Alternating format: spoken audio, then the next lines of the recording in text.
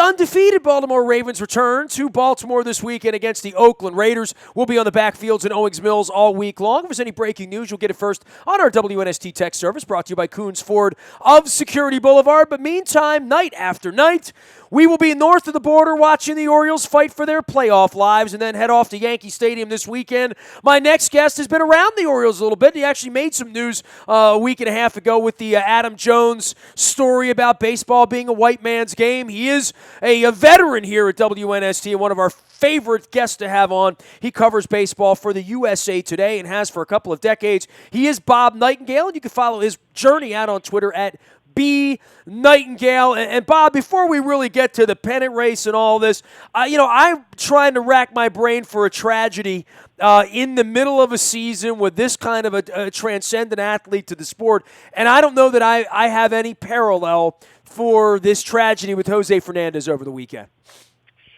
No, I mean, there's been we've had a few. Obviously, Oscar Taveras, with the Cardinals, but that was during the World Series and their season had ended. Obviously, Darryl Kyle had a heart attack in the middle of the season for the Cardinals. That might come the closest is a Darryl Kyle, but he was 33. He wasn't 24 and everything ahead of him. This one just seemed to hit us harder than all the other tragedies that we've been through. Whether it was the Cleveland Indians, one with with the two pitchers that passed, or a Corey Lytle with that plane that crashed. This one just hit us harder. Yeah, I mean, I remember Thurman Munson when I was a kid, and obviously Clemente, and that plane crash happened when I was very young, but happened in the offseason as well. This sort of tragedy, and his story with Cuba and Miami and the hope for that franchise, and, when you break down his career numbers that will set for eternity, I mean, this is an incredible body of work through 76 games, right? I mean, out of the gate for any pitcher in any era, this was something special when you look at strikeouts and walks and hits and wins with a team that wasn't very good. I mean, he really is going to leave a special legacy, I think, also for Cuban players as Cuba now opens up. Yeah, definitely. I mean, he was just an ultimate role model. Touched so many people.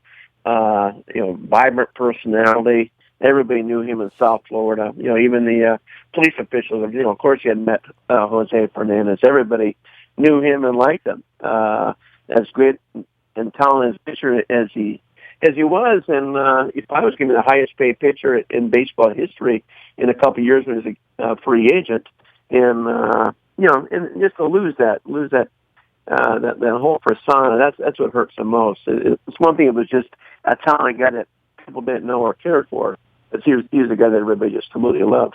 He is Bob Nightingale from the USA Today. All right, from tragedy onto the field here, and certainly nothing that important is going to happen this week, but certainly around here for the Orioles and where they sit, and, it could be disastrous, right? I mean, it's a road trip.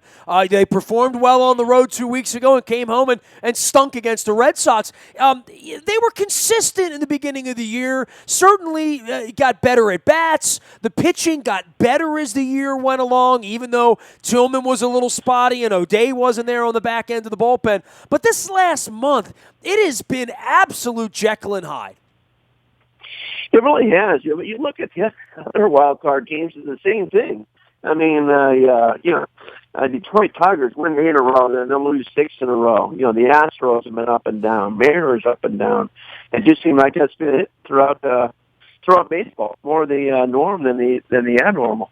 But yeah, they're still fighting, and I think if you look at all these wild card teams down the stretch here, or examine their seasons, I think the Orioles have been the biggest surprise. I think the others, going in, were probably a bigger preseason pick to make the postseason than the Orioles have been.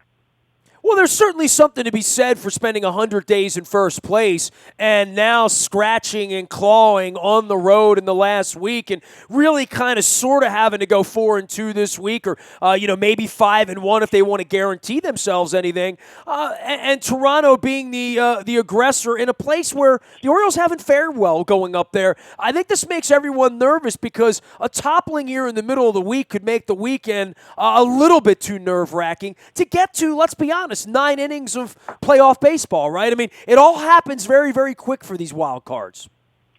Yeah, I mean, every single night something is changing, right? I mean, a week ago we think this St. Louis Cardinals look like they're going to be out of it, and then boom, they're favorites to get in. We've went off the Mets a bunch of times, and here they are with the best chance to get in. So yeah, things can change in a matter of night. I mean, the great thing for the Orioles is you're looking at Seattle and Houston playing each other. That's beautiful if you're an Orioles fan, because they could knock both of themselves out. I think whoever loses tonight's game between the Mariners or the Astros, or whoever wins the series, as they say, that team is definitely going to be out. So I think the schedule is very favorable to the Orioles. It also helps too that the Yankees are done, they're out of it, so they got nothing to play for. So there's no reason why the Orioles can't win at least 2 out of 3 this weekend. Bob, for you with the Orioles and where the bats are, and you know when you get these end of the season statistics where guys have 36 home runs and they've only knocked in 83 runs, and guys have 45 home runs and they can't get to 100 RBIs. I mean, it is a fascinating beer league softball study for why everyone just doesn't go out and get a bunch of guys that hit home runs and don't walk and strike out a whole lot. I mean, we knew that coming into this. I think we're all kind of shocked at how silent the bats have been. And really the desperation of a lot of poor at-bats and other pitchers taking advantage of the fact that I know I don't have to throw these guys a strike. Yeah, and that's the typical case around baseball. I mean, he's hit some more home runs now, but recently Curtis Granderson, I saw it about 3 weeks ago, he had 20 home runs and 34 RBIs. That's hard to do. And we're seeing it. That's why baseball is so alarmed with what's going on. There's no more rallies. It's strikeout or home run. So really what the Orioles are kind of epitomizing the way baseball is now. You don't see rallies. You don't see 5-6 guys get on base at once. It's home run or nothing. Home runs now, this is the second highest rate in baseball history. His strikeouts are the highest in history. So it's almost this is what baseball has become. Well, look, I know you cover the game on the field, but it leads to off the field. And obviously, you walked up to Adam Jones and asked a pointed question. And, I think for all of us here in Baltimore and watching what's happened here, it's layer upon layer for a guy like me that had my press credential taken away 10 years ago after 21 years of covering the team.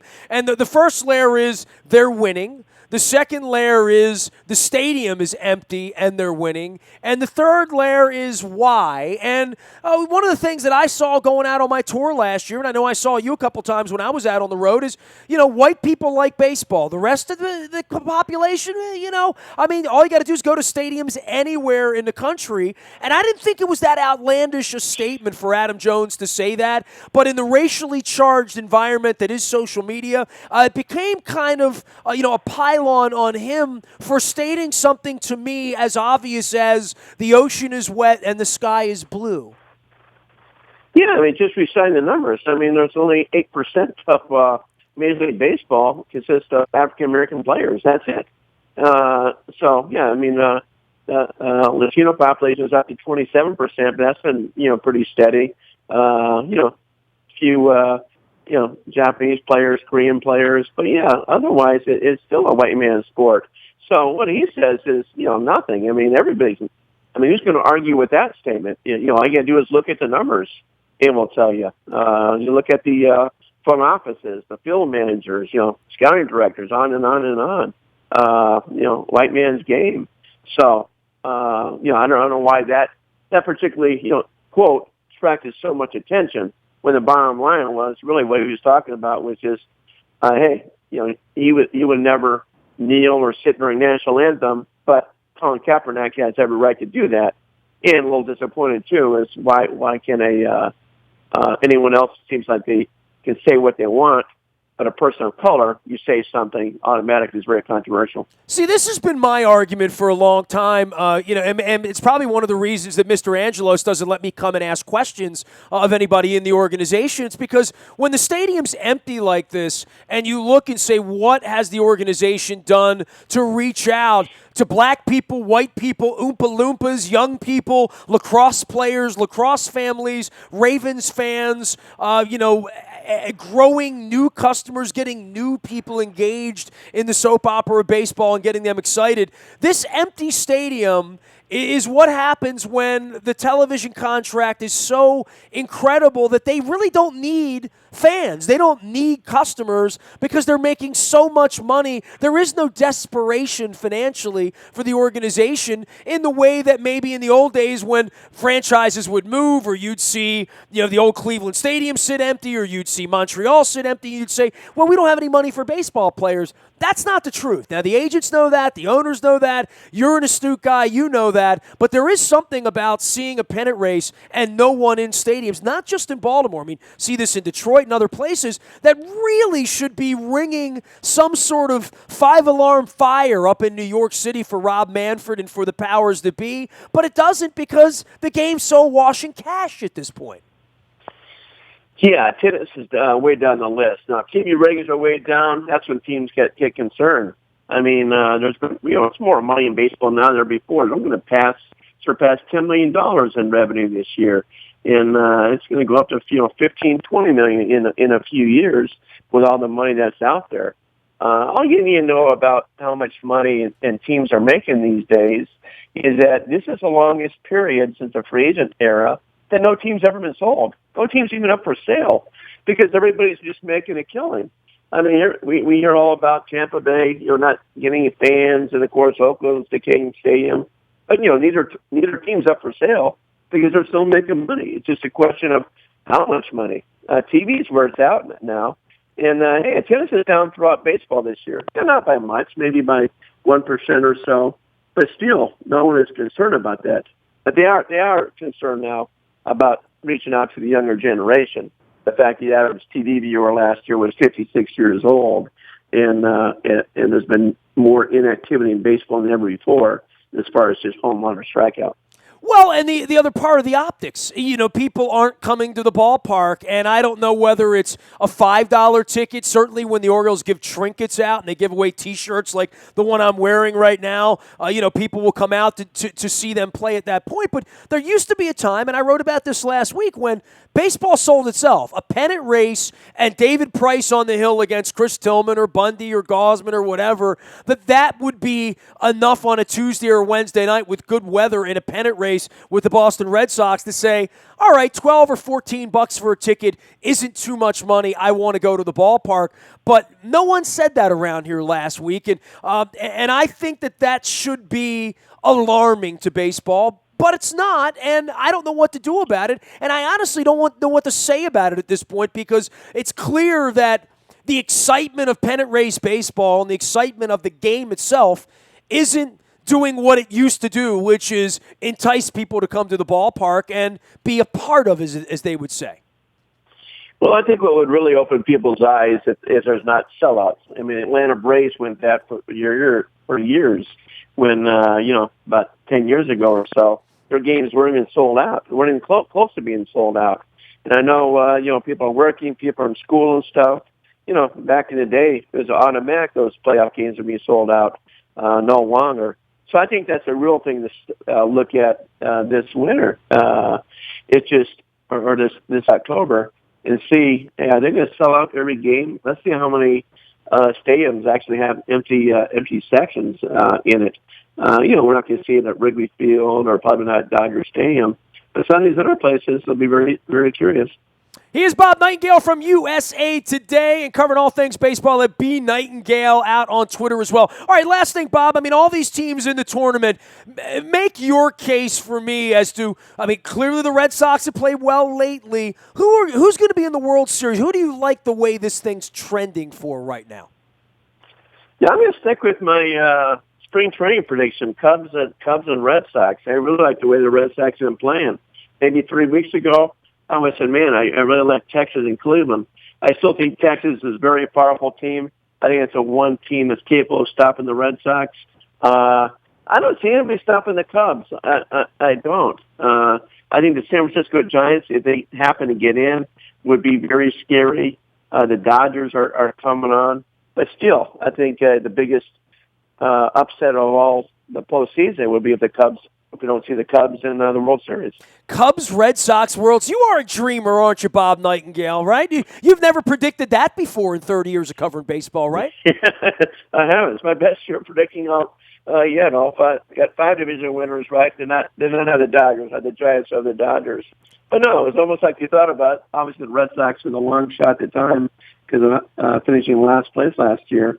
But that did come on. They're going strong. And tell you what, if it's Cubs, Red Sox, it wouldn't matter if there was 10 people in the seats next year. Baseball would still be celebrating because our TV ratings would be sky high over that World Series. Yeah, I would say the only place that's ever happened is in Fantasyland and maybe in my Stratomatic League back in the 1980s.